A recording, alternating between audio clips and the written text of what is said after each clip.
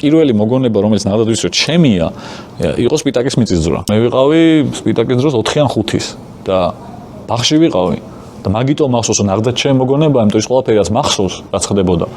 ვერავინ ვერ მეტყოდა მაგას. მშობლები არ იყვნენ იქ. ვერც მასწავლებელი მეტყოდა სკოლის.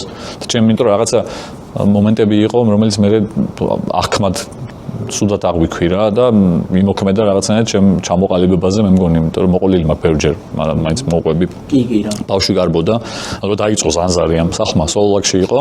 მამა ჩემი რომელ ბაღში ძადიოდა, იმ ბაღში მიმიყვანეს და 2 სართული იყო, პირველი სართულიდან ქუჩიდან შედიოდი და მეორე სართულზე ეზოში გადიოდი პირდაპირ.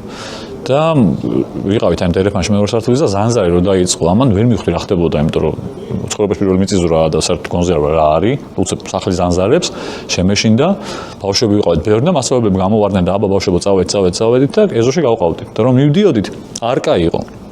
და ამერკით, ტელეფონში და აქედან ჩადიოდი ეზოში. და ჩემ წინ გაჩერდა ბავშვი, რომელიც ტიროდა.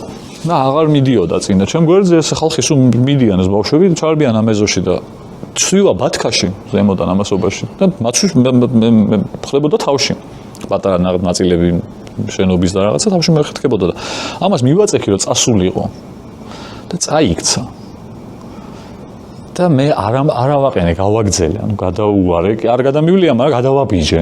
ამან იმოქმედა ძალიან, რომ აი ეგრო, ესე იგი, რაღაც პანიკურ სიტუაციაში მიხედავ რომ 4 წლის ვიყავი, თავი დავკარგე რა, რომ ადამიანს მე არ მინდოდა წაქცეულიყო, მაგრამ წაიქცა და ნაცვლად იმისა, რომ წამომიყენებინა, გავაგზელე და გავედი ეზოში. მივიდნენ ეგრევე ააყენეს მასწავლებელი გვერდზე იდგა თუ რაღაც, მაგრამ თან თბილისში მაშინ დიდი ნგრევა არ გამოიწვია. არა, არაფერი არ დანგრეულა იქ, просто ეს ბათქაში მეც თავზე ცვიოდა და ეს იმდენად ცუდად სამჩა და იმდენად იმოქმედა ამან. რომ დღემდე მახსოვს რა, დღემდე როგორ ვაწუხებს, ვიცი, რომ აი რატო გავაკეთე ეს. ხო.